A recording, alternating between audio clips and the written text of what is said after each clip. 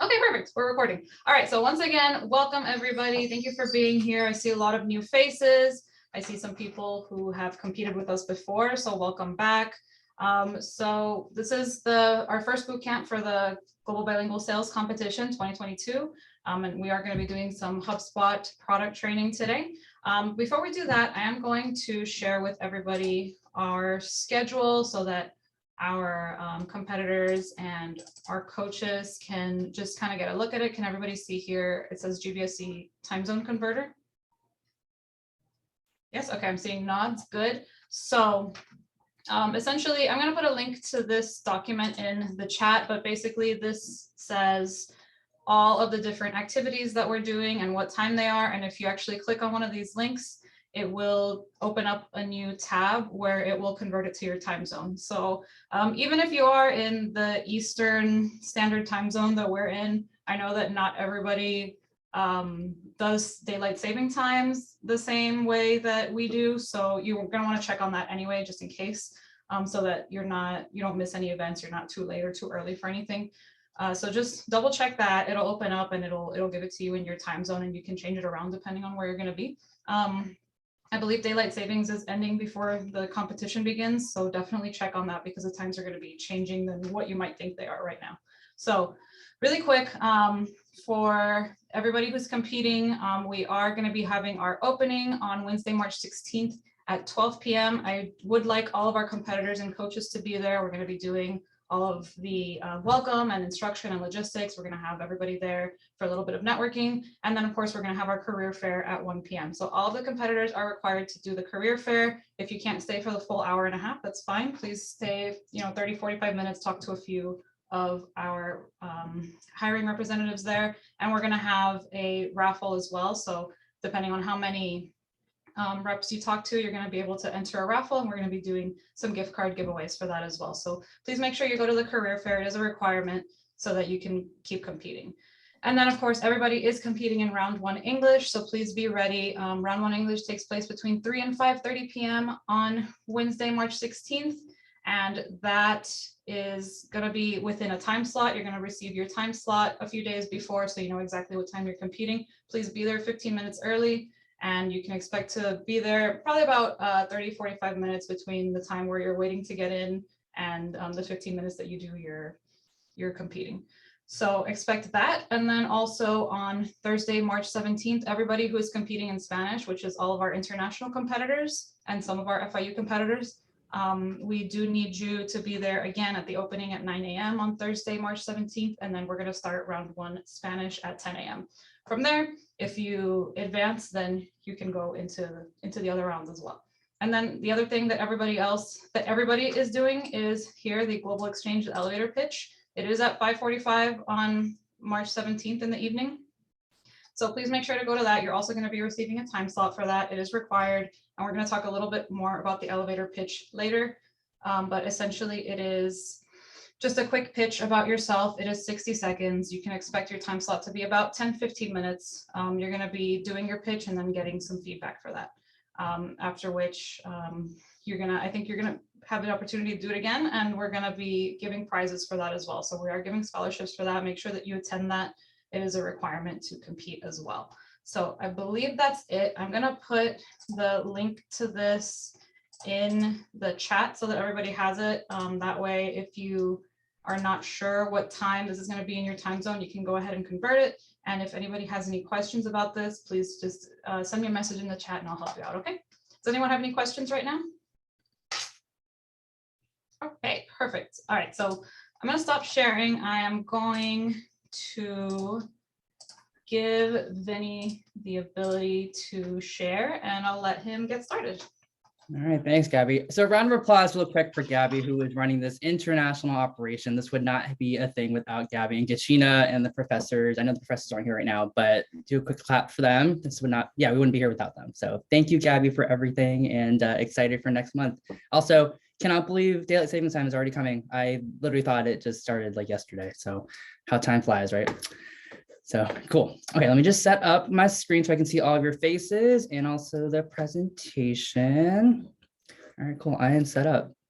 All right, cool. And Gabby, thanks also for sharing who's participated before in GBSC. I know many of you have, and some are doing it for the first time. Real quick in the chat, because I think I might have missed some folks, whose first time is it competing in GBSC this year? If you can say me in the chat, that would be awesome. Or raise your hand, that works too. Okay, cool.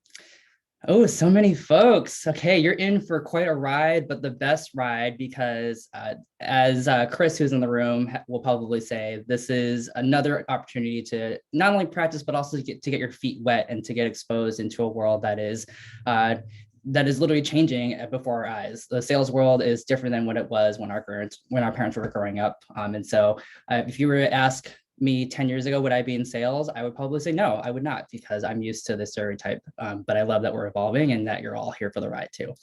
So, and this competition is going to be one of those places where, again, you'll be exposed to that and really get into the modern way of sales.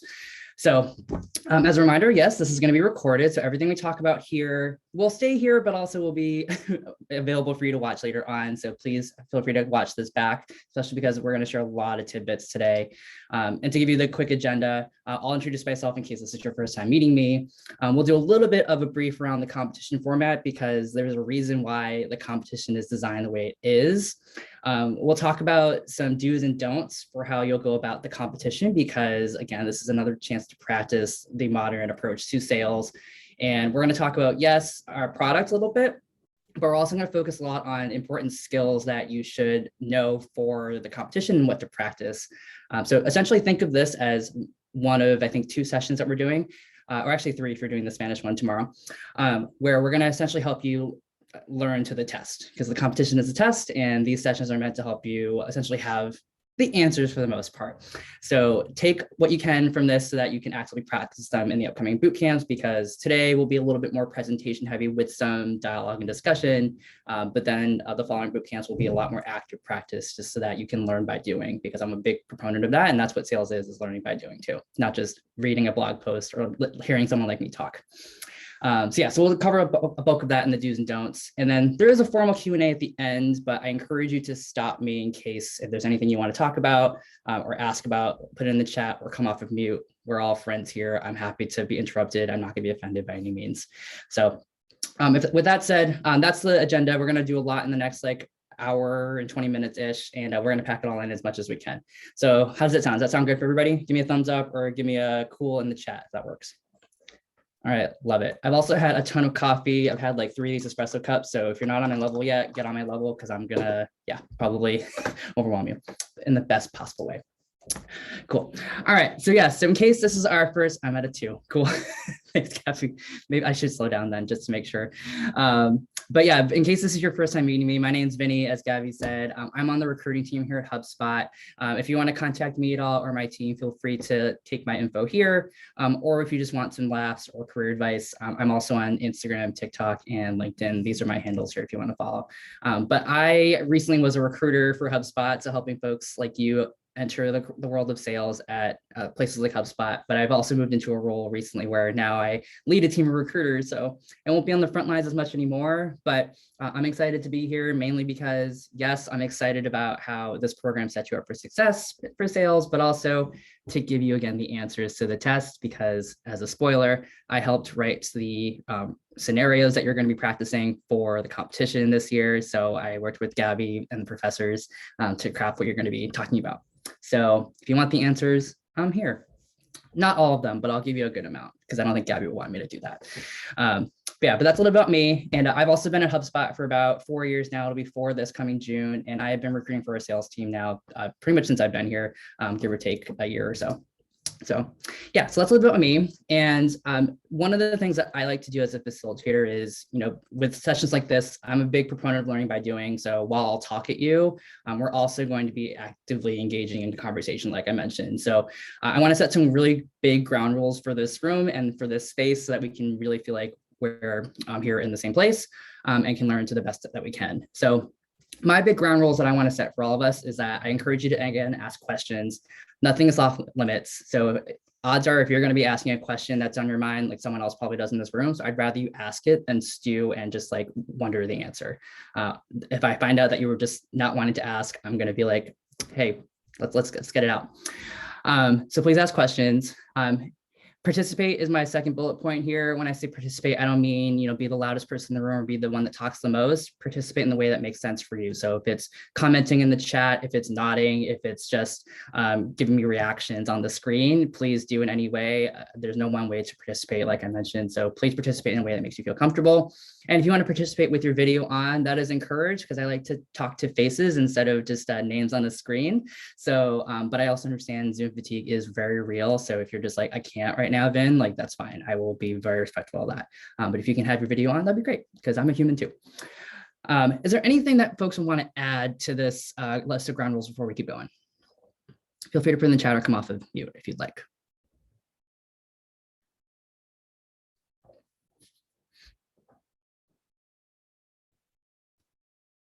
Cool. If it's a no, go ahead and just nod no at me so I know. Okay, wonderful. Perfect.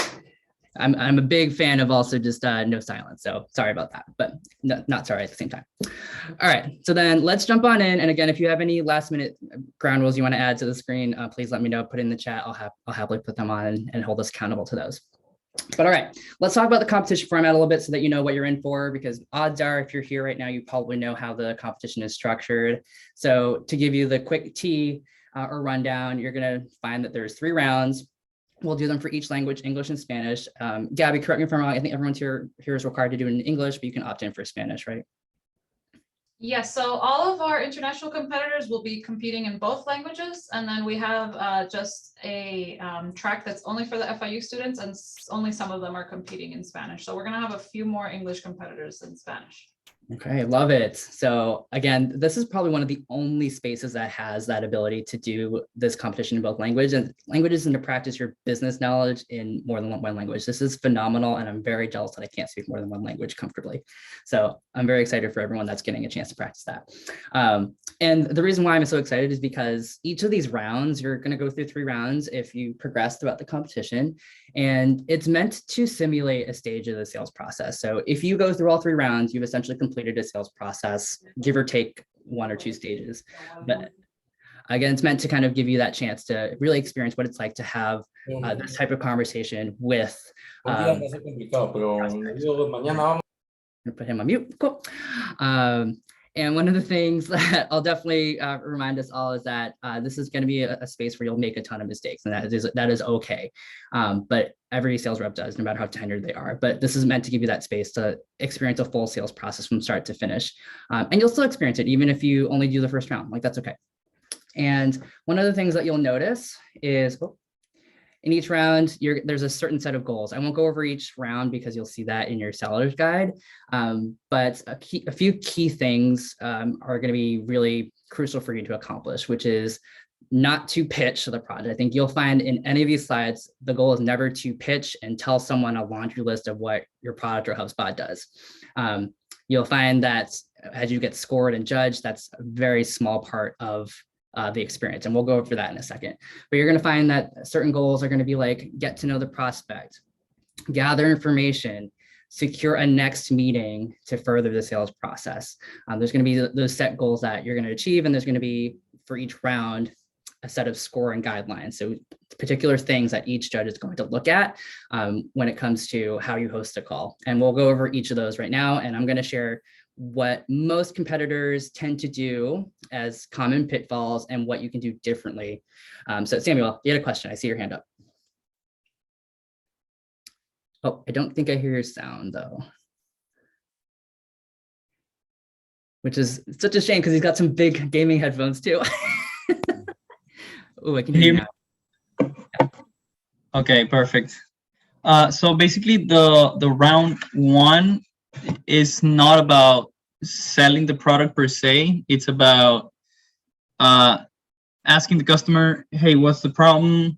And then proposing, well, I have this, so I can fix it, but we need to do a second meeting. Is that right? Am I on the right track? That is correct. Yep. So the goal is essentially not to use the whole time just to talk about your product. You're going to find that, as you see on the first round, most of I think it's 10 minutes, right, Gabby? Oh, hi, Professor. Professor, is the first round 10 minutes or 15? Or 12? The first round, I thought it was 15 minutes. Cool. So I have 15. Cool. I was guessing. I just wanted to make sure I wasn't giving the wrong No, information. I think that's the way we have it in the role play. As a matter of fact, I'll check while we're here. So Love let it. me let me go take a look at that for sure. Thank you. But anyway, keep going. No, you're good. Thank you. So yeah, 10, 15 minutes, whatever time frame it is, the goal for most of that time is to get to know the prospect. So you're going to find that you should spend most of your time asking questions, and we're going to get to know that in a second. And talking about the product and positioning the next step should only be about 2 minutes of just about. So if you're going to find that you're talking for most of it and not your prospects, then that's where you'll find there's a tweak that we have to do there. But yeah, the goal, Samuel, to answer your question, is learn more about the prospect, have them talk, have them uncover their pain so that you can say, hey, based off what I heard, I think HubSpot can help you in this way. Do you want to talk about it in another meeting? Both of them are 15 minutes. Perfect. Love it. So yeah, plenty of time. It sounds like a really short amount of time, but I think you're going to be really surprised by how much you can accomplish in 15 minutes, especially when you get to your question asking. I think that's going to be one big part where we're going to lean into a lot. So yeah, but that's round one in a nutshell, is to do that. And then as you go through the other rounds, should you move on, you're going to find the structure is pretty similar, but as you go on, you're going to find that more of your time is going to be spent on product presentation and closing. So we're going to get into that for a second. But again, the thing to appreciate with these 3 rounds is that it is meant to help you simulate a sales process from start to finish if you were a sales rep at a company. And this structure is pretty similar to how we do it at HubSpot as well. We never sell and close a deal in one call, because when you think about it, who today can know what they want to buy in one 15-minute call? Raise your hand if you're someone who knows after 15 minutes that they want to buy something. It is possible, by the way. I know my wife. It is possible in some cases, but if you're a business owner, let's put it in this context. If you're a business owner that needs to spend millions of dollars on something, or actually HubSpot does not cost millions of dollars, but it only costs hundreds of thousands of dollars. But still, never happens. Yeah, never happens. That's why multiple steps are helpful here. So love that. Cool. So with that said, you already have some ways to start preparing for these role plays by downloading the seller's guide. We give you a good amount of information about the prospect you'll be interacting with, the company you're going to be meeting with, and what your goals are going to be. So if you haven't downloaded those yet, head to the GBSC website to download them. If you want to look at them right now while we're here, please do, because I'm going to reference that a ton throughout today's session. So, Samuel, did I answer your question, by the way, about like the objectives of the first round? Oh, I think the headphones might be failing you, my friend. But I gathered your answer was yes. Yeah, you're good. Okay, sorry. Good that we figured that out now instead of the competition, right? Yeah, definitely. Oh, it is working now. Cool. I think he took off his headphones, so. I see. Cool.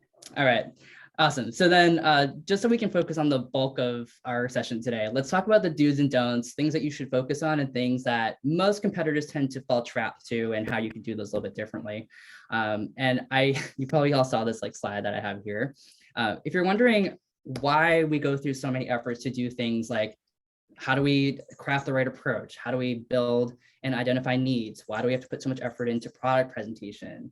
Why do we need to overcome obstacles? Why do we need to close? These are behaviors that are really key to having a really consultative sales interaction with a prospect, and to have a really great relationship. Because yeah, to this point, people generally tend to distrust salespeople in general. Because raise your hand if you're someone who's been swindled by a sales rep before, or just like didn't feel like you got what you needed after spending so much time. Yeah, I see Chris, raise your hand. Yep. How'd that make you feel? Well, it was funny enough at a car dealership that I was getting my car fixed, and I presented them a coupon that I had. And then obviously I showed them my coupon, and then they started piling on more things that I needed to buy just to recoup what I was getting a discount on. And after that experience, I told myself never going back there again. So I hear a couple of things there. So again, you ended up not trusting and having a really negative experience, and that business probably lost you as a customer. If not, probably they definitely lost the customer. You're not going back to them again. So that distrust is still real out in the world. And yeah, if anyone's seen the movie Matilda, this is probably me aging myself, but this is Danny DeVito's character, who is a car salesman and sells used cars, but does things like glue like fallen parts onto a car and then sells them for like thousands of dollars. So yeah, this is definitely a fraud in and of itself, but he sells things as if like they're great. And that's essentially the type of stereotype that's out there right now. And the reason why I bring this up so much is that these behaviors that you're seeing here on the screen, these are what you're judged on. And again, are going to be the things you should focus on in terms of how you'll go about the role play rounds. We have the scoring guidelines on the GBSC website as well. So you're going to find that these are all the behaviors you'll be rated on in each round, but they'll be weighted differently because of the objectives of the round. So for example, in round 1, you're going to find that most of what you'll be scored on is the identification of needs. So how you ask questions and get to know your prospect, and less is on the product presentation because again, you're not there to tell them about the product, you're there to learn about them. And then the later rounds, you'll see needs identification is weighted less and more info is on product presentation because you're focusing on now that you've learned everything, what do I need to now show in terms of benefits?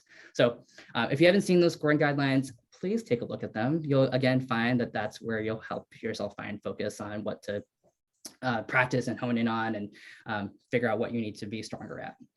So Professor, because you are the person who set these scoring guidelines, any comments on the scoring guidelines and anything I mentioned there?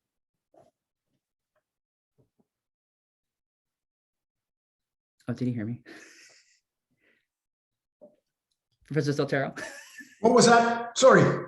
Oh, sorry. I wanted to ask you, do you have any comments on how students are judged in the competition? Sorry, I should have said your name. Sorry. Okay, so in terms of the judgment, you will have 3, 4, 5 different judges, right? So they will have different opinions on everything. So that's something that we need to manage, but think about it.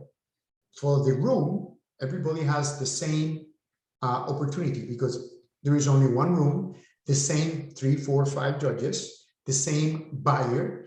The buyer doesn't judge. The only one judging are the judges that are there. And each of them have this rubric that essentially will use the approach, identification of needs, product presentation, overcoming obstacles, closing, and general skills. So they will be judging that. Now, a personal recommendation for those that are going to be participating is that they follow the judging sheet and make it easy for the judges to give them the points. Don't think about putting the agenda somewhere when you're ready to close, thinking that they're going to give you points. No, you're well done with the approach, and that's where the agenda should be. So they're not coming back to give you points for that. So make sure you understand what is your rubric.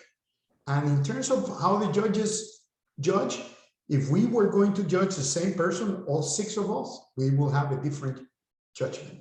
So you have to understand that there's going to be different perception. And what we're going to be doing is that we're going to be averaging all those numbers, and hopefully we'll be able to rank the students in each one of the rooms. Did I answer your question, David?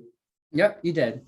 And the reason why I'm putting so much focus on this right now is I know we're all here probably to learn about product, but if I'm being honest, I could probably care less about how accurate you are about the product, because if you were to tell me the sky is green and you told me how much it benefited me, I would believe you. I would, because we're not here to test you on your product knowledge. We're here to test you on, can you build trust with a prospect and build a relationship with someone in these short slivers of time. The product, not going to be, you probably see here, we're not testing your product knowledge at all. So and most of the people that are going to be judging work in something else.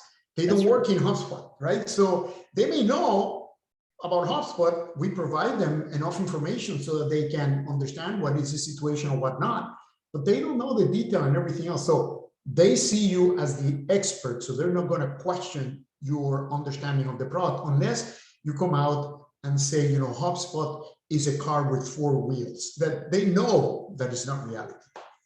That is 100% true. So yeah, if anything, spend more time on what we're going to talk about with these behaviors here, and product, you can follow up with that later. And I'll give you some like tidbits on how to really approach that, especially if you are overwhelmed by HubSpot, because it can do a lot. Kind of like the Apple ecosystem, it can do so many things. So how do you focus on those? We'll talk about those. And if anyone's done a bootcamp with me before about the secret to learning HubSpot, you may find this as a refresher, but for those of you new to it, you may find I'll make it a lot easier on you. So cool. All right, let's go into just the behaviors in detail so that you can know, again, what are some of the common pitfalls and how do we or how do you, not me, because I'm just gonna be watching, or I might be your prospect, who knows, what you should focus on and do differently. So the approach, let's talk about the approach. So when I think about the approach, I think about how you start the call. And one of the things that we tend to see a lot when folks start these interactions and role play rounds is they just say hello and go right to business and start asking questions.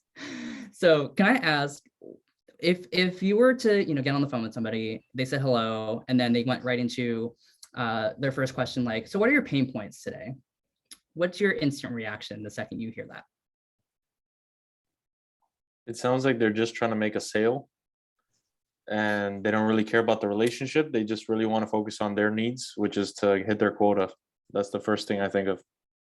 Which again that's a great point, because then that just signals the distrust again. I'm setting off the alarm.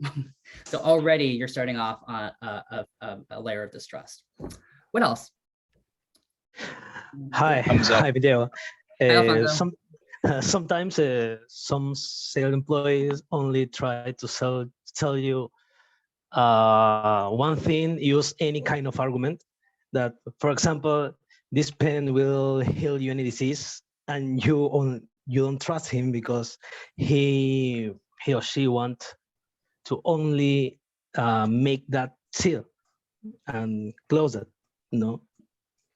and don't examine your necessities, what your kind of profile as a living person, for example. Exactly. This is your chance to connect as a human to people, to say, hey, I'm Vinny from HubSpot. I'm a human and I'm here to help you. And here's how I'm going to help you. So the things to do instead of just saying hello and going straight to business, which by the way, Alfonso, thank you, by the way, is doing a couple key things. Yes, introduce yourself in the company, because the second you get someone on the phone, they're gonna be like, who am I talking to? So you want to get that out from the get-go. And I'll show you an example just to give you an example of that. Introduce yourself in the company. Connect at a personal level and start to build that trust, right? So one way that you want to really use this like short period of time is meeting your prospect where they're at and understanding how do they want to be treated. So I want to ask you, there's a reason why we gave you so much information about the prospect, the company, and a little bit about their context right now. Why do you think we're giving you that information ahead of time? Because that will make it easier for us to build a relationship with him or her. Exactly. So we're giving you some like context clues on like how to start the conversation, how to essentially open that conversation with things that are in their world. So Chris, can I use you as an example for a second? Please do. I love it. Cool. And then I'm going to also layer in some of the other things that you see on the screen here. Like once you build that trust, then how do you then say what you're here for and what the agenda is? Like we'll get to that, but I want to show like the first parts here. Okay. So we're going to role play. You're going to be the prospect. I'm going to be the sales rep. Okay. Thank you for listening. Practice with you. All right, cool. So we're already on the Zoom. We've both logged in, and I'm just going to start off by saying, hey, my name's Vinny from HubSpot. Thanks so much, Chris, for meeting with me. I just noticed that you just started a new role at Eli Lilly. I was going to say, how's it been going so far? Yeah, it's Vinny. Nice to meet you. Thank you for setting some time to speak with me. The role has been fantastic so far. Really excited, meeting a lot of good people, and just it's a great time. And how about yourself? I saw in your LinkedIn you've been at HubSpot for quite some time. Yeah, no, it's been a wild ride too. I just started a new role, and it just feels like I'm learning all over again, like you kind of are. So I'm pretty pumped to be on this new journey I'm on. So the fact that we're talking today, it's some good energy right now, I would say. That's fantastic. I'm glad to be a part of the journey then. I love that. And I was gonna say, like, thanks so much just for meeting with me as well. I'm just so gracious that your assistant allowed me to get some time with you on the calendar. I'm just here just to have a quick chat with you about HubSpot, just to make sure that I'm learning a little bit more about what you're looking to learn about HubSpot after getting your form to get more information. And want to just ask you a few questions, get a chance to see if there's any sort of things that we can help you with, and then take any next steps from there. So does that sound good with you in terms of what we'll do today? Sounds great. It sounds constructive, and I think we could have a good 15-minute chat now. All right, cool. All right, so let me jump into my questions then, and then scene. Thank you, Chris. Polite golf. You got it. Chris. Thank you. Thank you. So I didn't time that, but that only took about a couple minutes to introduce myself, to make a quick connection based off of what I learned about Chris beforehand. And then I went and talked about the reason why I'm on the call and gave a quick little agenda. We're going to go through each of those components so you know what to talk about. But I'm going to ask, when you're in a sales rep's seat, quite often you won't get a seller's guide like the one we were giving you for the competition. Instead, what sort of resources could you use to, again, help find those cues or clues to make a connection with somebody? What are some things that you can use if you were in a sales rep seat? Samuel, I think you can. Well, definitely, LinkedIn is a good tool because you can get to meet, like, you can get to know the prospect on a personal level, on his career and everything, and also any company website, any social media that the person or the company has. And from there on, you can start building that connection. Love it. So I will definitely say for the competition, you won't need to use LinkedIn, but Samuel's point, LinkedIn is a really great resource to use, especially if you're talking to a business owner who are most likely on LinkedIn and are either sharing a lot in their profile about themselves, or you might see in their activity, they're commenting on other people's posts, and it gives you a chance to get to learn who they are, how they behave, what do they care about, so that when you get on the phone with them, you can, comment on some things you learn about them to start that connection. Because that goes a long way with folks, because again, that shows to them you're investing in how they think and how they want to go about their world. That goes a long way. So as I say, Chris, when I did that with you just now, what was that like for you when in that like 2-minute interaction?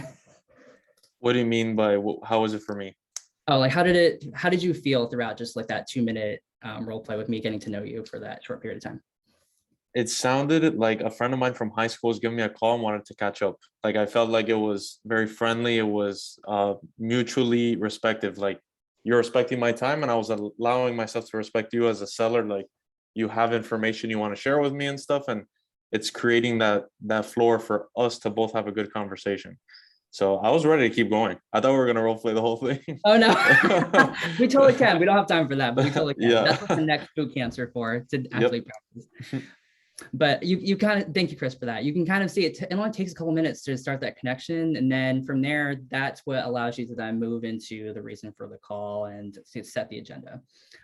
So I think 2 pieces kind of stick out to me there. One is, again, building that connection with somebody by just learning a little bit about them before and bringing it to the conversation. That's one big piece that gets missed. And then another piece that gets missed is establishing the reason for the call and why you're there and setting the agenda. So that's what we mean on this slide by, after you research and understand their world and asking great opening questions, how do you then switch to the sales conversation? How do you switch from that like personal connection point to finally getting to your questions? That is where stating the reason and the agenda really comes into play here. So has anyone ever heard the phrase upfront contract before?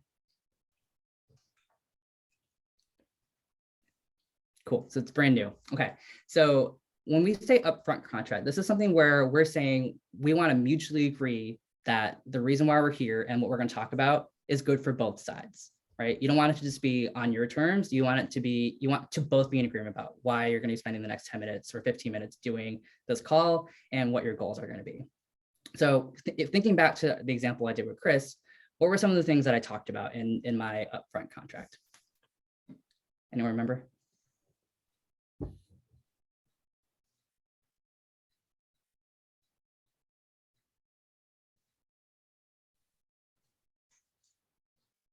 Luis? Oh. I'll chime in there and just re-jog everyone's memory for the sake of time. The Lily, this new experience. So kind of showing that you're up to date on what's going on in their world. I think that's like in a nutshell, right? Love it. And then, do you remember how I phrased like the reason for the call and how I set up the agenda? Do you remember the point that I mentioned as well, Chris? Yep. Pretty much that you wanted to ask me some questions, and I like the way you did it where it seemed constructive and it's adaptable. Like if there was something as the buyer wants to change about it, they can give their 2 cents, but it was a great agenda. Very simple and to the point. Love it. And by the way, I am going to share this slide deck at the end so that if you want to take any sound bites and apply it to your role plays, please feel free, word it in a way that makes sense for your voice. I will definitely say that on the screen here, this is not what I would personally say verbatim because I am not as formal. But luckily we have the recording to see how I would say it in my voice. But yeah, I'm essentially saying like, hey, I'm here to do this. I want to make sure it's valuable for you. So I'm going to do this during our call and see what makes sense for the both of us. And then I asked for permission. I was like, does this sound good to you? Do you want to keep going? And I don't move forward until I get Chris's buy-in to move on. Because if he says, no, I don't want to do this, then that's a good way to say, hey, like, you know, maybe we shouldn't talk right now. We should probably wait another time. Most likely, if you've already scheduled a call, you're probably not going to reschedule at that point. But again, good to get his buy-in before I keep going. So if you need a script for how to set an agenda and that upfront contract, this is a good starting point. But again, feel free to rephrase this however it makes sense for your voice. But again, those key components of stating the reason, talking about why you're here, what your goals are going to be, and then getting permission. Those are the 4 big things that I want to focus on. Questions about this at all before we keep going? Any comments from Professor Soltero? No, I think that you're right on. So I have just good job. Thank you. Thank you. I was going to say, I'm also speaking from, I think now, this is 3 years doing GBSC. Yeah, so I've definitely seen a lot throughout the year. So if anything, I'm just trying to help all of you by learning from other competitors' mistakes, especially Chris's. No, I'm kidding. I'm totally kidding. No, you have a good point. We all gotta learn. No, don't play yourself like that. Vinny, I do have a quick question. I don't want to hog up the mic, but I do have a question. Please, that's what it's for. I see in the upfront contract, because this is a new concept to me, and I'm sure other students here are thinking maybe the same thing. Yeah. The last line, typically at the end, we'll have an alignment or we'll agree it's not a fit at the moment. Maybe for the competition, we won't say that specifically, but taking that route of this is not a commitment right now. This is something we're exploring, I think is a nice like approach. So if you have like a 1 minute reasoning as to what that sentence means to you or an example. Yeah, oh wait, are you asking a question or are you suggesting? Kind of like a personal anecdote of like, have you used that before? What's really the reason behind giving that kind of like, you're not signing a contract today. It's like a feeling of we're just exploring here what we can do. Yeah, if I'm getting that correct. You are, yes, I love that. Yeah, this is again, that last line is meant to again try to instill that trust that, hey, I'm not here to push anything on you. I'm here to genuinely see if this is a good fit for you. And if it is, great, let's keep going. For the competition, you probably won't say you're not a good fit. Like you probably won't do that in this competition, but in the real world, you're probably going to end up having a chat with someone where you discover, oh, like this is probably not a good fit for you. And I think we should probably have you explore some other resources, whether that's outside of HubSpot or with another company. And that's okay, because I think that sort of honesty is super appreciative. I remember when I worked at Apple, there was a person I mentored of mine. I would get people who would come to me with their business needs and want Apple technology, but because they worked in healthcare that predominantly uses Windows software, they wanted to try to use Windows on a Mac computer, and they didn't have enough resources to essentially implement it and to train their employees on it. So just hearing that that's a big lift for them, I ultimately said like, hey, like I love that you're exploring Apple for your hospital, but I don't think right now is the right time because you don't have enough resources to train. So I think right now I'd love to bring you back to Microsoft and have you explore some of their PC systems. And that honesty, again, goes a long way because you're being honest with them and transparent. And they're going to remember that. Folks remember people who are honest, and who knows, they might come back to you at some point. And again, drive that loyalty there. So I want to add a couple of things here. I think that Chris, the line, there are many different ways of doing this. And so that you're not, I think that you're trying to get to the bottom of this so that you're not confused about what that line is.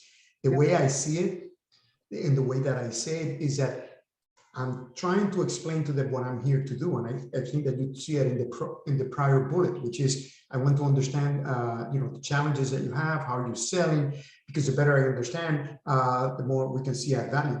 And at the end of the meeting, what I would like to do is that we would like to agree on what are the next steps to continue the conversation. That's it. Now, I think that when we talk about, I can send you some introductory notes. If we were in person, I would give you my card. so that you know how we can communicate. And if you have any questions, you can always contact me, for example. Am I okay there? You are, yeah. So Okay. for the competition, you won't say you're not a good fit right now. Like that's not the point. You will get to an agreement with your prospect. So please know that that will be the eventual goal. But Chris, does that answer your question, or did I confuse you more? Okay. No, that was great. And thank you for the Apple story. I'm sure once they have the resources, that hospital's going to Apple as soon as they can. I've seen it happen. I was a sales rep for Apple for a few years, and I've seen it happen. So that's why, again, never say never. Honesty is always a good way to go, because the other side of just lying and playing the Harry Wormwood from like Danny DeVito's character a few slides back never works. People get angry. Yeah. Anyway, but yeah, so that's how you start the approach of the call. Again, you saw how much time we spent, very little time. Where you should spend most of your time, especially in the first round for everyone that's going to be competing, is this section, the identification of needs. This, from what I remember, is where most of the weight is for round one. So I'm going to share what mostly happens as like common mistakes for this stage.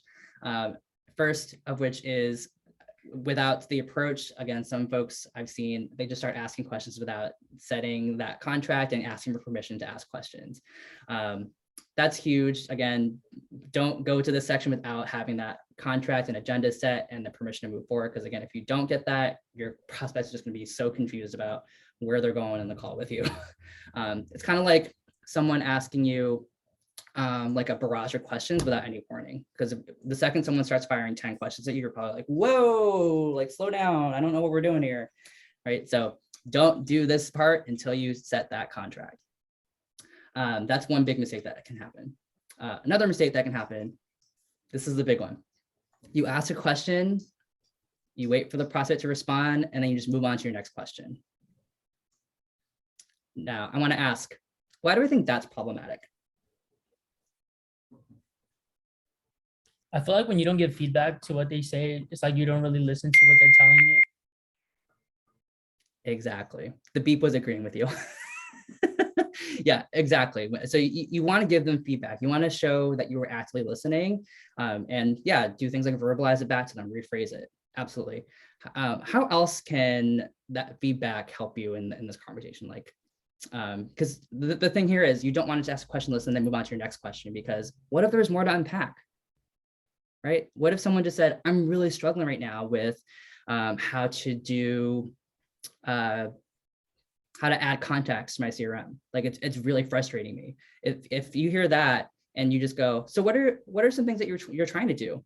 There's that like disjointedness where it's like, whoa, I just mentioned like I'm really upset about something and now you're moving on to a different topic. Like where's the human connection there, right? So giving feedback for sure, but then letting that guide your next question. So I think either we're going to do this today or another boot camp where we're going to play this game called Next Logical Question, where essentially it's learning how to ask the next best question after you hear what a prospect's saying to you.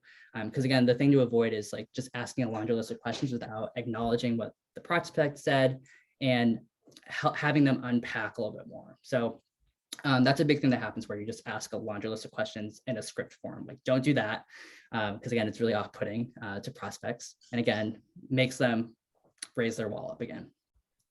And then another big mistake that can happen as well during this stage is pitching the product after 2 questions.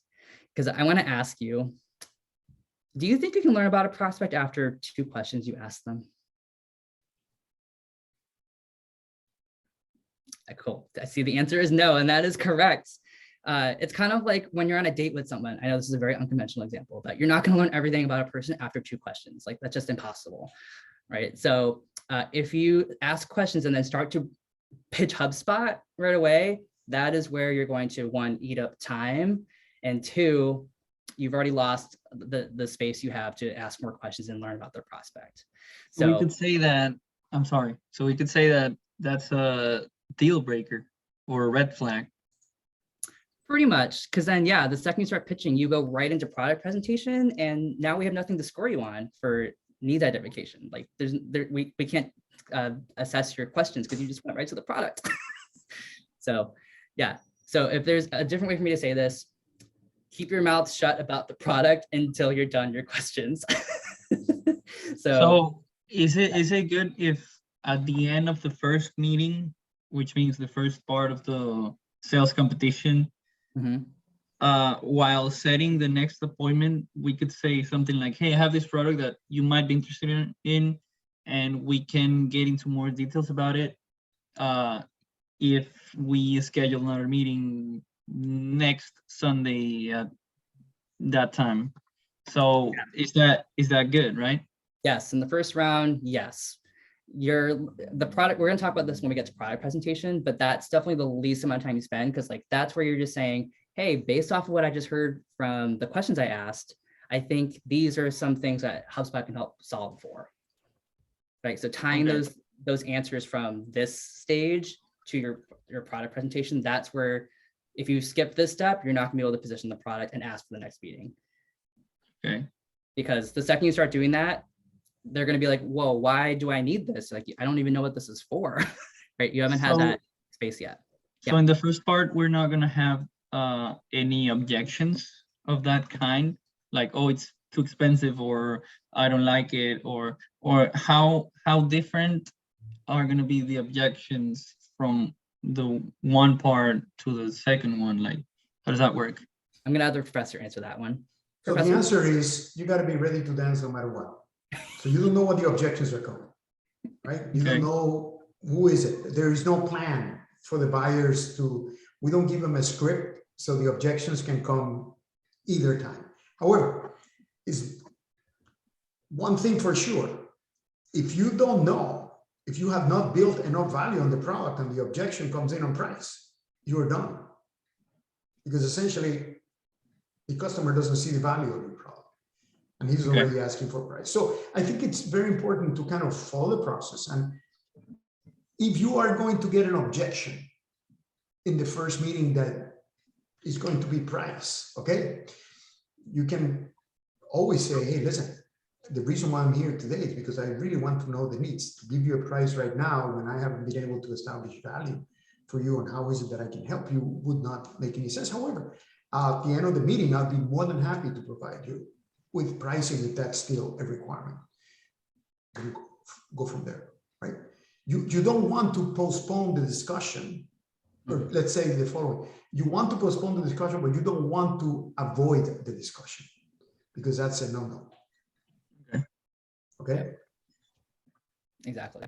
So yeah, so before you overcome any objections and present products, like you need to spend time in this stage the most. I cannot emphasize enough, because most people tend to think they have less time than they think. Professor, anything to add there? Yeah. Well, no, you just wanted to let you know, in the discussions, if you follow, one of the things that you, in the question, one of the things that you need to discover, it's not only what is the pain, but also in how much pain they are. That will give you a sense of urgency and will give you a sense of the magnitude of the pain that they have, right? And that way, when the pricing come up, you can use that information that you gathered in your first questioning to kind of alleviate the sense of, oh, it's too expensive. Well, you told me that you really are wasting this much amount of money, so you can still go forward with that and kind of have the discussion. That's what we're trying to do here.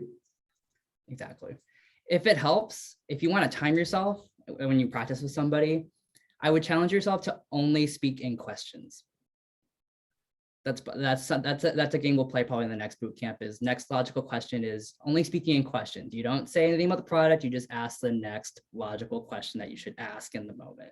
And the other thing, Vinny, don't preamble the question with all the information you have. We've no, just ask the simple question and shut up. Yep. Listen. Exactly. Your point is to gather information. Your point is not to talk to them at it. And that's the other, I probably should put this on here. A big don't is in this section, most people, the competitors tend to talk a lot in this part. It's not about you. It's about them. And how you ask questions is going to essentially help you control how the prospect will talk. This sounds a little manipulative, but I promise it does work in the sense that the types of questions you ask will give you a certain amount of information. So we're going to go through like the list of do's, where to get information, you want to do things like ask different question types. You want to actively listen, and you want to spend time uncovering pain and and other opportunities that that person may have. So I'm going to try something really quick. Can I ask for a volunteer really quick? I promise I'm not going to embarrass you. I just wanted to ask for a volunteer. Samuel, cool. Samuel, I'm going to ask you to come off mute, and I'm going to ask you two different questions. So one is, what's your favorite color? Blue. Okay. I'm going to ask you a different question. Tell me about the types of colors that excite you. Red, orange, yellow. Okay. What excites you about them? That they are bright and they make it easier for me to catch attention to something. Cool. And why is that so important for you to, have things catch your attention? Well, because if something catches my attention, my mind is going to probably think that it's important. So I'm going to be able to retain better that information. Cool. Awesome. And scene. Thank you, Samuel, for that. Appreciate you for that quick 1 minute role play. So I just kind of highlighted briefly two different types of questions. One question I asked Samuel was a closed question, and one was an open-ended question. So I'm going to ask if you want to put this in the chat. When I asked Samuel, what's your favorite color? Open-ended question or closed question? I'm going to look in the chat, see what folks say. Closed. Yeah. I mean, there was really only one variant. Yeah, so there's really only a short answer to that sometimes, and it only gave a one-word answer. Now that's a closed question for sure. You could probably argue it's an open-ended question, but the type of answer it elicited, it very much was a closed sort of question. And then I changed it up for a second and I asked Samuel, so tell me about the colors that excite you. And then I asked him like, why, probably a few times. Those are examples of open-ended questions. And I want to just highlight here, open-ended questions are really powerful for you. And I want to ask, did anyone notice with Samuel, did he talk more with a closed-ended question or an open-ended question? Open. Mm-hmm. So more open-ended questions are where you should lean the most in this section, because again, the point is not for you to talk. You want to get the prospect to talk the most. And you saw, and we didn't practice this, by the way, Samuel just did that all on his own. He gave me more information the second I switched to open-ended questions. So that is going to be your key to success here. And again, I'm going to show these slides afterwards so that you can click on these links to learn a little bit more about types of open-ended questions you can ask. And there's this like model that has been working for me and a lot of our sales reps personally, and it's called the TED-W model, where you start an open-ended question by saying things like, tell me about X, explain to me X, describe what this looks like for you, things like that. And again, it helps the prospect realize like, oh, I gotta talk more in this. I need to give him information because that's what he's asking me for. These are ways to, again, have folks open up to you. Now, I want to say there is a place for closed questions as well. And I want to ask, in what time and place is a closed-ended question helpful for you? Samuel, and then Chris. Well, when you are finally pitching the product, you could say something from 1 to 10, how likely are you to buying my product? And they will say maybe 7. And I would ask then, so what can I do to make it a 10 instead of a 7? So I think that's a closed-ended question. Yeah, so again, you're helping narrow down, seeking for understanding a little bit the conversation. Yeah, Chris, anything you want to add to that? Yes, I actually think that was a great example that he mentioned. The one that I was going to say is like a needs payoff question. After you've implicated the pain and really dug that up, right before presenting the solution. So I think both are good, and I think they're both close-ended. Cool. Awesome. So yeah, so there's a time and place, but again, the point of this section, right, is get the prospect to talk. Open-ended questions are where you win a lot, and it is hard to figure out which one's the right one to do next. So that's why when we do the next boot camp, we're going to do an activity that's asking you just talking questions. And I think you'll find that will be very helpful because you'll be surprised at how many questions you can ask in a 5 to 7 minute span. Like you can ask a lot and learn a lot in that short period of time. Cool. And then we already talked about how active listening is going to be really important as well, because the second you ask a question in here, that is where, things like repeating things back at the prospect is going to be helpful to show them that you're listening, but also it's going to help you guide your next question. Because again, what you want to avoid is just asking a laundry list of questions. Like you want to ask follow-ups to, again, learn more about the situation. So if someone were to ask, if someone told you like they're feeling a lot of pain right now with their current CRM, right? Like I think you saw with Samuel, I just asked why. Like, tell me more about that. Right. So if there's any phrase or any question you want to add to your arsenal, having someone just asking the question why or tell me more about that is going to, again, help you gather more information that way. And again, that's going to help you collect the information you need to present the product afterwards. Sorry, was there someone wanted to add? I hear a voice. Cami, hi. I think that not more questions to add, but that your voice modulation needs to be in the right time, because it's different to say, hey, what's your favorite color?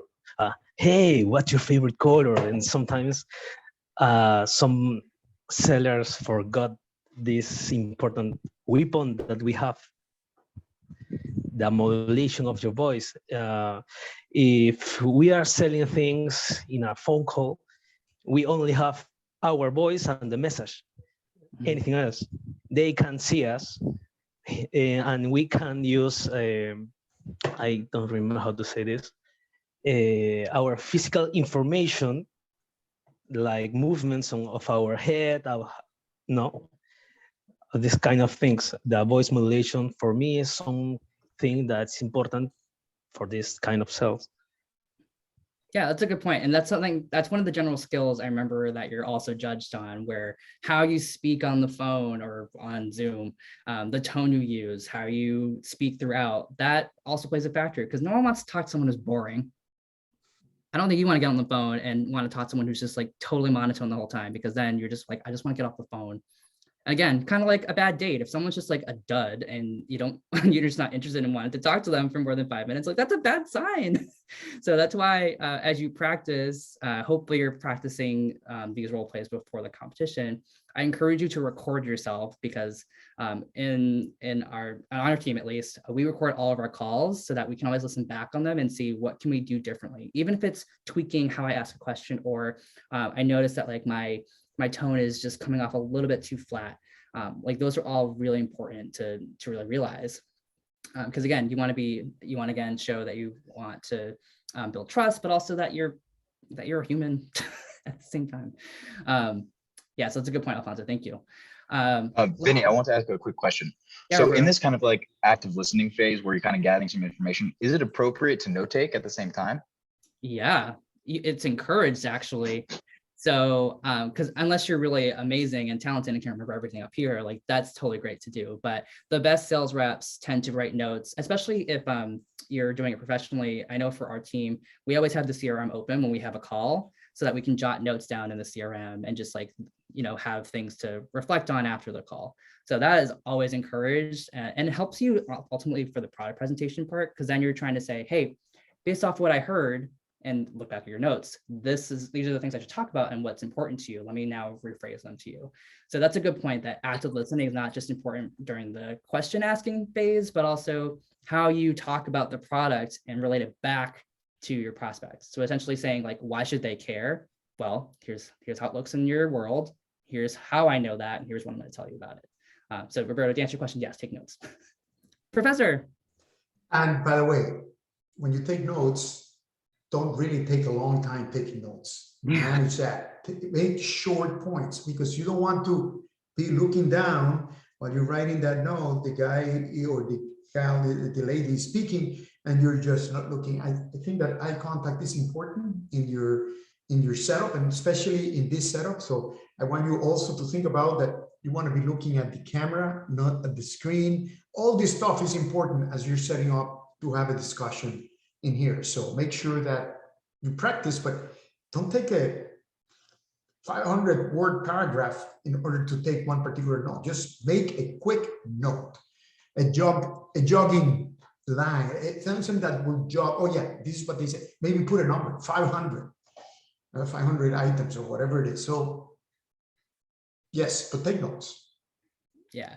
And yeah, they don't have to be like word for word because I think you might just fall behind. But yeah, short notes that help you remember, that trigger your memory. Yeah. I love that. Cool. I wish I had an example of HubSpot CRM to show you. I haven't logged in, but I can always share another time. But yeah, you'll see the notes aren't always perfect and probably are only like legible by the sales rep who took them, but that's the point. It's for them to help the prospect. So I love that. Cool. So yeah, we'll revisit active listening in a second, but just some other quick notes before I keep going is when you ask your questions, a couple things I just want to drive home to is when you ask questions, it's okay to say why you're asking them because sometimes you might ask a really personal question and it's important to like provide context.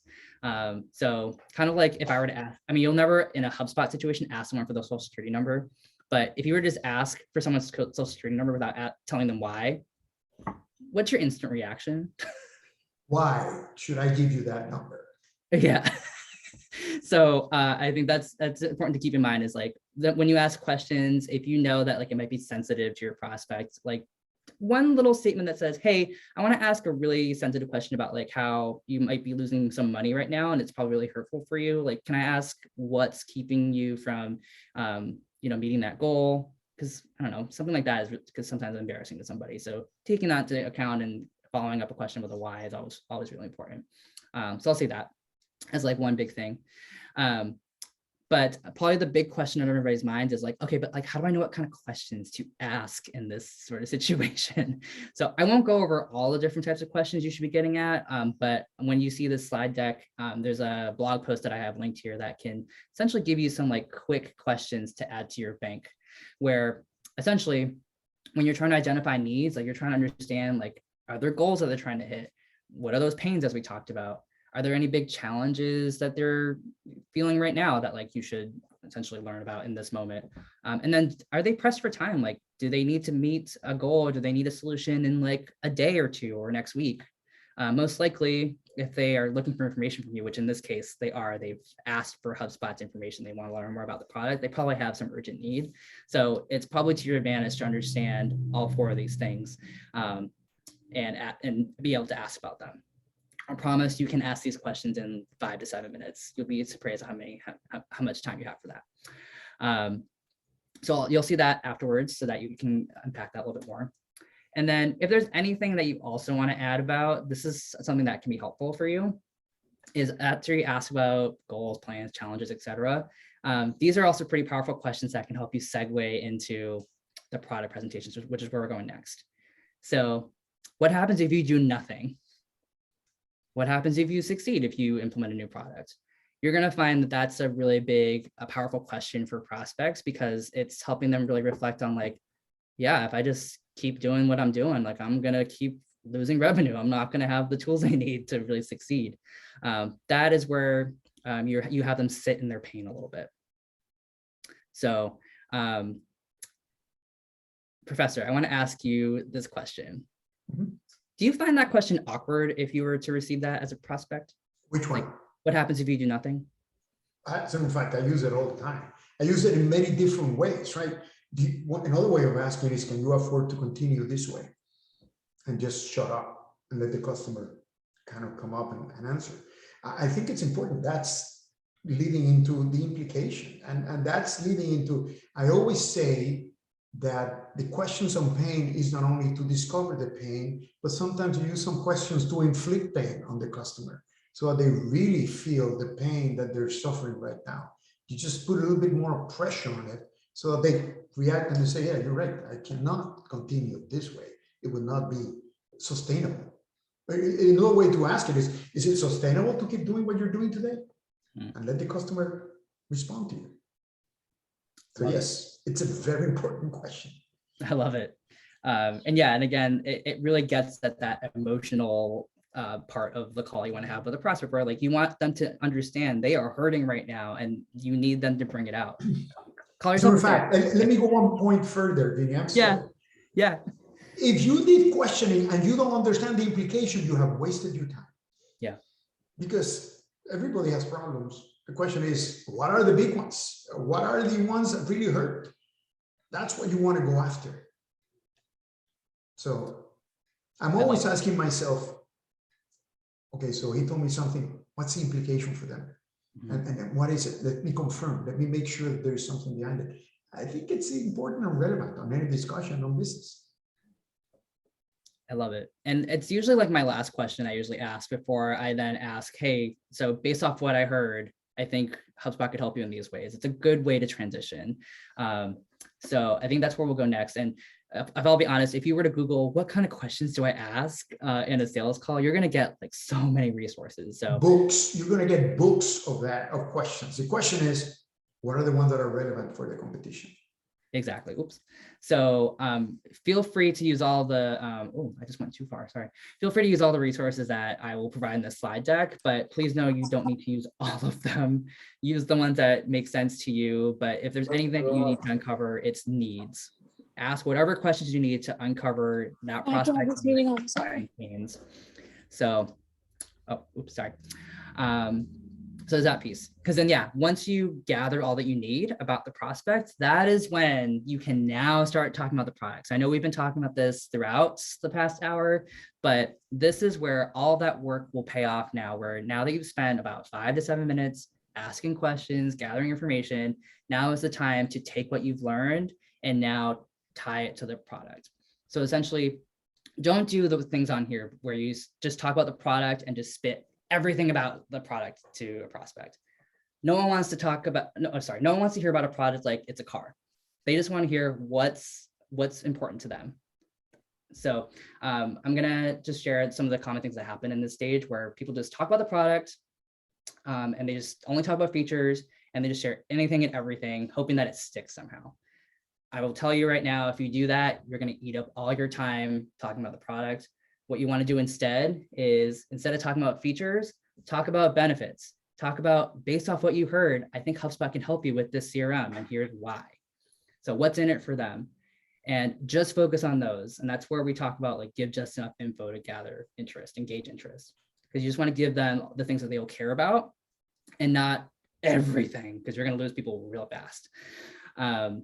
And this is where in round 1, you won't need a visual aid, but in the later rounds that you will. And I have in this slide deck, just like a example of slides you can use. If you're looking for slides and a template, feel free to use them. You'll see them right here in this section, example visual aid. So you'll see that afterwards if you need some examples where there's an agenda and like things to focus on, especially if you don't want to build them from scratch, because that will eat up your time, I promise. But the big piece here is only focus on the things that this person will care about. So again, that's why if you haven't spent enough time asking questions and gathering information, don't go to this step.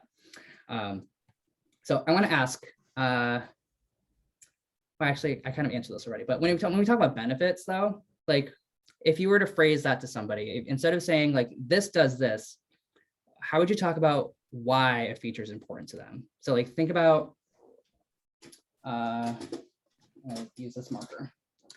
So I have a purple marker here. This marker writes in purple ink. That's a feature. A benefit is I'm writing in this marker because it's really bright and will catch people's attention if I write on it.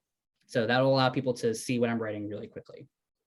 People respond more to benefits than they do features, because the second you just spew features at them, they're going to be like, okay, but I don't understand how this works in my context. If you talk about it about how this matters to them, based off what you heard, they're going to hear you a lot more. And when you hear that like someone's listening to you, what does that also say to you? If someone's like, hey, this is why it matters to you. Like if you were listening to me tell you about a benefit of something, like how does that make you feel as a prospect? It makes you feel good. It makes you feel that you are being understood, you're being listened to. So that trust factor again, right? These are all things that people are not used to having. So again, just another way to build trust and to just focus on the information that really matters. And again, the more you say in this section, hey, based off what I heard today in our call, I think this could help you. The more you can say that, the more you can leverage the information you learned about, that is where your product presentation will resonate with your prospect. And again, in the latter rounds, you'll have a presentation to help you kind of show that presentation a little bit more and talk about the product. So I will just go through these a little bit quickly so you can look at them later. But then once you present the product, this is where this is the big piece that we talked about earlier. Do not go right for the next meeting. You want to make sure that once they've heard your suggestion, you want to make sure they're okay with it. Right? So don't just say, hey, here's what I think can help you. Do you want to talk about it next week? I know we talked about that a little bit, but something you should do in between is try to overcome any obstacles that you might have with them. So I want to ask, after you present a product to somebody, what's probably a good follow-up question to kind of gauge if they have any challenges or concerns? What are your thoughts about it? There. Yeah. What do you think? Take a look at their body language. Well, I don't know if you have a problem, right? It says, I can't wait. You're ready. You're ready to go to the next. So I think that you really need to make sure you gauge the discussion and you're always looking at the other person, not only listening with your ears, but listening with your eyes and everything else. So to make sure that you understand what is the pulse. That's what I call feeling the pulse. And by the way, Vinny, I don't wait until the end to really ask these questions. In the middle of the presentation, I may just go in, so far, how is this making sense to you? And kind of going there and say, yeah, because if it is, maybe I want to accelerate to get to the end because I know that he's interested. Yeah. Right? I don't know about this. Okay, so I better slow down and come back to the point so that I don't lose that person. So you got to play the game in a way that it makes sense to you and the conversation you're having. Yeah, I think that's a good point because when you see in the rubric involve buyers in the discussion, that is what Professor Sotero was talking about, is asking, does this make sense? Or what gaps can I fill? What's missing for you? It allows you to adapt to that person so that you can describe it again in their world, in their language, in their context, because without it, it's just going to go over their heads. Right. It'll sound like computer science to them. Love that. Professor, was there something you wanted to add? Sorry. Okay, cool. So yeah, and I think this is where when you hear there's a challenge, like don't just blow over and say, oh yeah, we'll fix it. Like you want to make sure that you're, again, being human and saying, hey, like I hear that you have a concern about pricing, or you've got a concern about how this works for your world. You probably won't talk about pricing, honestly, for this part, for this round, the first round, but you're going to hear some sort of concern. So this is your chance to acknowledge that there is a problem at hand. So that's what I mean by seeking to understand and acknowledging and aligning and assuring with them. Like you want to acknowledge that there's a problem at hand. You want to align with the feeling that they're having because they're probably really concerned about something. And you want to say, hey, like I may not understand like what you're feeling, but I can sense that like this is a concern to you, but let's figure it out in the next call, how we can unpack this a little bit more. Right. Because again, that's another way to say you're human, that you're trying to be on their side and build that trust. So again, you can see that there's all these behaviors to build that trust throughout. And this is just another one you can add to your pocket. And then outside of that, that is where you would then go into the close. And I think I meant to say close here, but wanted to ask questions about just like product presentation. I know it was a really big question that folks had, but I wanted to ask if there's big questions there.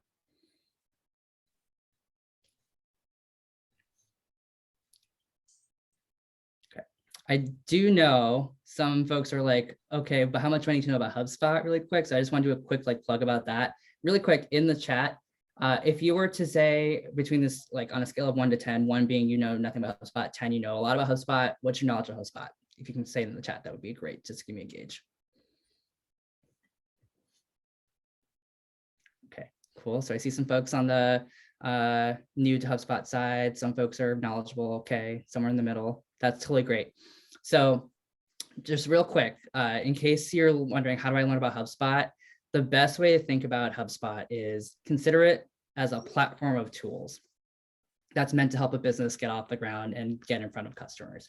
And yes, they all have different hubs and they all do a specific function. So if you can say in 1 to 2 sentences what each hub does, then you're golden. Right. So these are just like some quick hints there, and we'll have access to the slide deck afterwards. But if you can focus on those, that is where you'll win. I am not expecting you, neither is anyone at HubSpot if you interview for a job with us. We're not expecting you to know the product in and out. And the reason I say that is because it's just impossible. Each hub does so many things. Each hub has, I think, like 100 features. And I will guarantee you, if you ask a sales rep a random feature, they probably won't know what it is right off the top of their head. And that's okay, because this is why we have multiple calls with prospects, because we want to learn what do they care about, what's their solution, or sorry, what's their needs, what are their issues, and then we research within HubSpot's tools if we can help them or not. So there's a lot of just like research that you do along the way. But again, the hint here is don't kill yourself trying to learn every single feature, memorizing it. Instead, the secret is based off of like my experience at Apple, for example. We already talked about the Apple ecosystem, so many products, so many features within the operating system, same ideal there. Not every Apple sales rep knows what each feature does, and they're not expected to, because again, we research in the moment and then be able to deliver it to the prospect later. So if I want to give you any hot tips, just don't memorize features, remember what each hub does, and remember the benefits in a really quick nutshell. Just remember the benefits, because all that people will remember is how it works for them, how it adds value to them, the why for them. That's all they're going to care about. So I promise we'll have some practice in the upcoming boot camps to do that. And then you'll learn more about, with our platform, there's different levels that you can use as well. We call them packages. So these are the different levels. You'll see them as well, that each level has a certain amount of features at them and different amount of benefits. So that's the quick, long and short of the platform. And I'm going to stop here to see what questions you have. I see a raised hand from Samuel. Yeah, so basically the objective of the competition is try to sell one of the HubSpot products. And based on what the customer tells us, we focus on that specific product. So, correct? I'm sorry. Go ahead. No, go ahead. Vinny, go ahead. You answer first. I was gonna say, we won't tell you what product to use. We're gonna lean on you to tell us what's a good fit for us. So exactly, yeah. Mm-hmm. So it doesn't need, it could be two products. It depends on what the customer tells you. Okay. So I cannot tell you what the product is going to be or not. It's not that we are doing, is that in reality, the buyers are going to give you their needs, and you're going to decide what is the best product that fits them. You don't go in there with an idea, this is the product I want to sell, because then you're going to screw up your own, you're going to remember the benefits of that product. And by the way, the other thing is that it may open an opportunity to sell them more than what they, not to sell them, but to present to them more than what they initially maybe wanted, because you can add so much value by doing another product that they may just decide to do it. I mean, just don't go there with a locked mind. You're there to listen.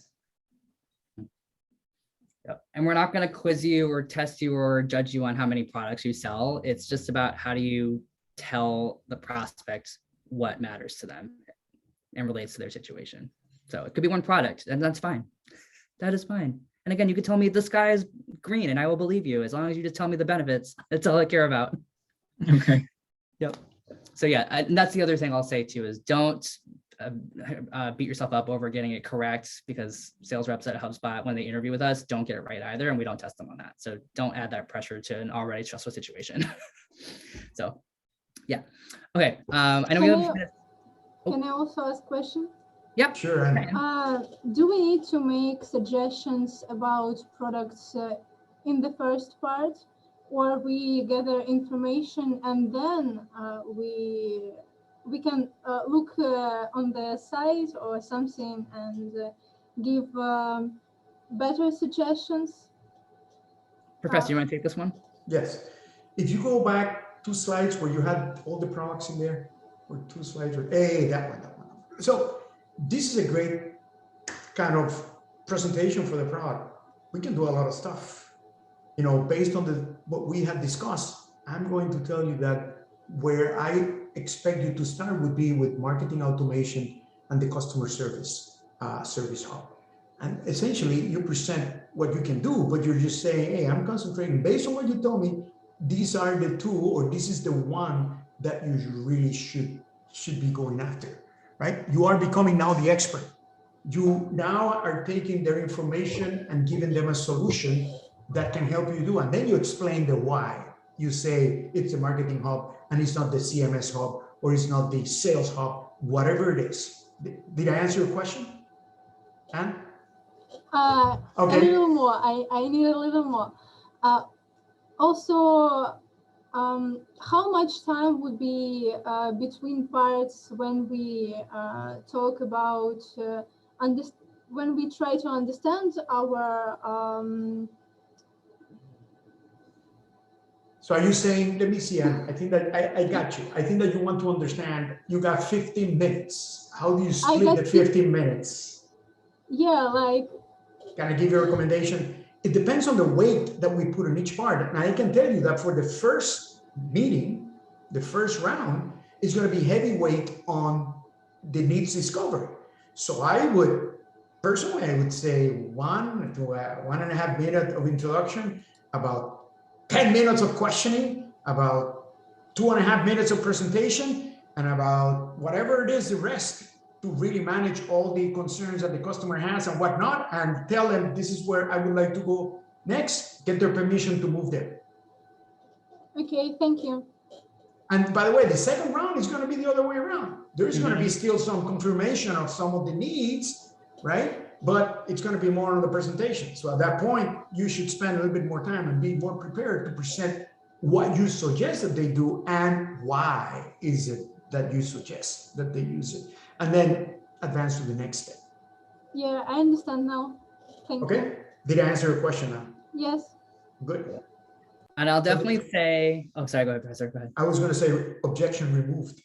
You did it. Jedi mind trick right there.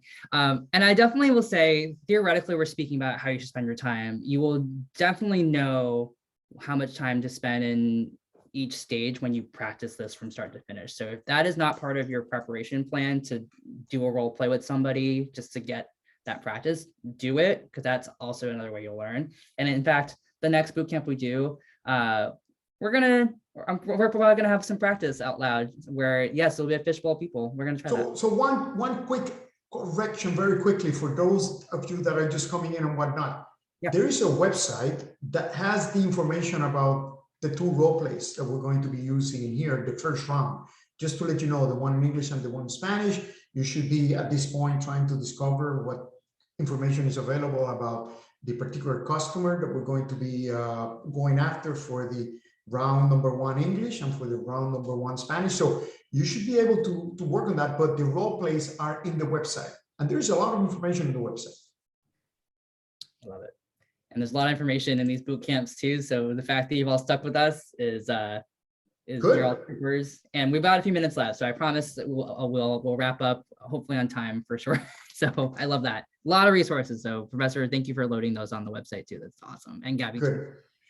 Love it. Okay, real quick, last part, this is the last behavior to focus on for the role play. This is the closing. I'm just going to talk about this really quickly and then we'll move on, because I think I realized that Gabby, you probably had something else to provide about the elevator pitch competition, right? Sorry. Yeah, no, I think we'll be okay. We'll go over. If you guys can stay, then do, and if not, then it will be recorded and it's going to be on the website. Okay. Okay, cool. I promise that this will just only take a couple minutes, but yeah. So at this point, now that we're talking about the closing, like at this point, you've already approached the prospect, you've identified their needs, you've presented the product, overcame any objections that they might have had, and now is the time to seal the deal in the round and say, hey, ask for that next step. So what we usually see a lot as a pitfall is you just ask for the meeting, and then a couple things logistically kind of go wrong where you say, so do you want to meet? And then there's this game that I like to call scheduling ping pong, where you say, oh, do you want to meet tomorrow? Okay, what time? Oh, 3 o'clock. Oh, 3 o'clock doesn't work for me. 11 o'clock works better. And it's just that back and forth that can take up a lot of time in the role play. So a couple things to do instead when you get to this part of the call is you've already overcome objections. So now it's recapping what you talked about. Hey, I'm so glad we got to talk about some of the goals and pain points that you had and heard about how HubSpot could potentially help you. We'd love to just set up another meeting with you and whoever else could be part of this next meeting with us. Do you mind if we schedule some time to chat on Friday at 3 o'clock? Does that work for you? That is what I call a firm future commitment, where you say, hey, I'm trying to lock in a specific date and time where you don't have to think about it. And I'm telling you about the goals I want to accomplish in this next meeting, and I'm talking about the next steps from there. And you can literally do that in like 30 seconds. That's the part where, especially if you're already at the 14-minute mark, this is the part where you can spend too much time on. So just make it quick for you here. Those are some of the big things to focus on for closing. When you look at the slides, you'll see a little bit more context on like how to set a firm future commitment and how to do closing statements and stuff. But that's just kind of the quick pointers there I wanted to add. Professor, is there anything that you want to say while we're here before I wrap up and give it to Gabby? I think that we are in good shape. I think that, first of all, thank you very much for spending the time and putting this together. It's really great. And I think that you are right on target. So it's a matter of just now going out there, practicing and implementing during the competition. Cool.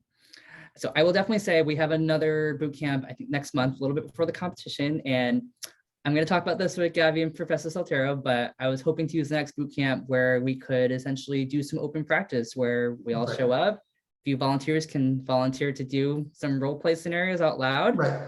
Everyone can watch. And we will, just to let you know, I am scheduling some additional training that is going to be, through the whole next 2-3 weeks. And for those that are way out there in the Spain and the California time zones that are difficult, I'm open to just schedule something special and go over some of the material that whatever you need. Our objective is really to make it easy for the students to really get what they need in order to prepare and then practice. Because I know also that it's difficult to find somebody to practice, for example, in Spanish and whatnot. We're here to help you. So just don't hesitate to call me at 10 p.m. If you call me at 3 o'clock in the morning, I'll be upset. I'll call you for the next week at 3 o'clock in the morning. Work-life balance, Professor.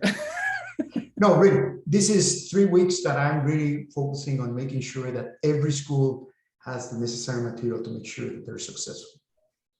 Okay. That is dedication right there. I think Sam's raising his hand. Samuel, hello. Yeah, I have a question. I think it's relevant, at least for me, and I was wondering if I could get some clarification. In the bilingual competition, like if I do the Spanish competition, can I use some code switching or Spanglish terms so I could talk better? I think, well, if you use Spanglish, you're going to talk worse, but that's okay. But I think that the bottom line is, as long as your customer understands you, it doesn't matter, right? I don't think that we all speak perfect Spanish. We have here people from Peru. We have here people from Colombia. We have people from Spain. We're all going to be slightly different. It happens in English, right? You talk to somebody from New York. You talk to somebody from California. You talk to somebody from Miami. We're all different. So my point is, communicate the best way you can. Okay, we're not going to penalize you for whatever. Maybe some of the buyers won't be able to really speak perfect Spanish either, so that's okay. But it cannot be 70% English, 30% Spanish. Of course, it's got to be Spanish. Okay, 99.5%. There's Spanish from Puerto Rico that I call kind of Puerto Rican Spanish, which is very different than any of them. So just go there and do your best. Good question. All right, cool. I was gonna say that's all I got in terms of my side of things. So any other questions before we hand it off to Gabby? Can I tell you a little bit about the speed selling competition? So this is what we're going to do. We're going to have so I'm taking over. So a few judges. This is the elevator pitch. Elevator pitch elevator pitch. So it's going to be 60 seconds. We're going to put you in a room with a number of other students. We don't know how many rooms we're going to have. Okay, you go there, you make a 60-second pitch. It is not about HubSpot. It is not about your school. It's about you. You are really talking about you. Okay, you're pitching yourself. The most important product you're going to sell for the rest of your life is you, and you're going to talk about yourself. So you do it for 60 seconds, you're done. There are going to be judges there. They're going to judge you. And then all of a sudden, at the end of the day, we're going to pick the top winner on each room. We may have 4 rooms, we may have 5 rooms, but everybody in each room has an opportunity to be a winner, and that's the way that we're going to determine. So we're not going to have a final, which is the top 4 or anything like that. No, we're just going to pick the top winner on each room, and we'll leave it up to the judges. Okay? So with that said, I do want to show you guys an example of an elevator pitch really quick. This is actually Chris, who is just going to share the one that he did. I'm not going to ask him to do it live. We actually have a recording of him doing it. And just so you know, this pitch that he did is, I believe it was 90 seconds. The one that we're doing in our competition is 60 seconds. So you will compress it a little bit kind of from what he's doing here, but the idea is the same. You're going to be presenting on yourself as if you were, talking to a group of people you just met. You only have 60 seconds to say, hey, I'm looking for a career opportunity with you. This is all the stuff that I've done and why I'm interested in working in sales. And this is why I'd like to set up a time to talk with you. So that's essentially what the subject is. And I'm just going to go ahead and share that so you can get an example of what a pitch like that looks like. So let me know if you can hear it. Oh, actually, I need to adjust my settings here. Sorry. I think we can see it. You just need to click the start, right? Yeah. Can you guys hear? Yeah. President of the Sales Society at FIU. I'm recording this video for you guys to prepare for your elevator style pitch competition. I won 2nd place out of 200 students back in ICSC in 2019. So I want to give you my pitch and also some guidelines and strategies that I personally use in order to secure that 2nd place spot. So I'll go ahead and get started. Buenos dias. We wanted to bring the Miami Heat up north with us today. My name is Christopher Tapinis, and I'm currently a junior at Florida International University, and I'll be graduating in May 2022 with a bachelor's degree in business management and with a focus in CRM and sales. I have a passion for connecting with people, which I leveraged in the global sales program at FIU. Through my involvements with the Sales Society as president's chair, I have furthered my attributes of persistence, integrity, and discipline. These qualities can be found in the graduates of the sales program at FIU. Through my previous work experience, I was able to learn how to work with professionals such as doctors, accident attorneys, and CEOs. Through that experience, I have obtained skill sets that I believe your company would classify as valuable, such as being able to conduct conversations with these professionals and also identify what their needs are and resolve their problems in a timely manner. I have now discovered my core values of goal orientation, servant leadership, and ambition, which I believe will help me get the success I want through serving others. And like your company states, it's about getting what you want, the right fit, the right fabric, and the right style. And now you have found the right candidate. So there's only one question left. Would 9 a.m. or 1 p.m. on Thursday work for us to discuss the next steps in the hiring process? So there you go. That was my personal pitch that I used for Tom James and Company over in ICSC in 2019. You want to make sure that you're clear and concise with your wording. You want to make sure that you're leaving the pitch open-ended with a call to action for the person across the screen to tell you what the next steps look like so that you can show them that as a salesperson, you're willing to ask for the business and also be willing to move forward with them in the process. I hope this helps you guys. I'm also going to link the presentation that I personally put together to prepare for this specific competition on the same website page as this. If you guys have any questions, feel free to reach out to me on LinkedIn or my email, ctapa005@fiu.edu. I'm willing to go with you guys and help you guys prepare, and I wish you guys the best of luck. Hooray for Chris. Okay, yeah, thank you for that, Chris. It was a really good presentation. Are you still open to doing the coaching this year? I know that you're competing. For sure. I'm still open to coaching, so just message me or give me a call, whatever works. Okay. Did you want to add anything to that, Professor? I'm just saying that we created a little monster here. All right, so that is going to be on the website, right? FIU-gbsc.com. So if you want to go ahead and look at that again, we're also going to have a little presentation about how to prepare for it. If you want to practice your elevator pitch or the role plays in any way, please come to any of Professor Soltero's training sessions. He's going to be doing one today, actually starting in like 20 minutes. If you don't have the link for that, let me know in the chat and I will send it to you. And he's doing several other trainings throughout the next couple of weeks to help you guys prepare. So please go to those. They're really helpful.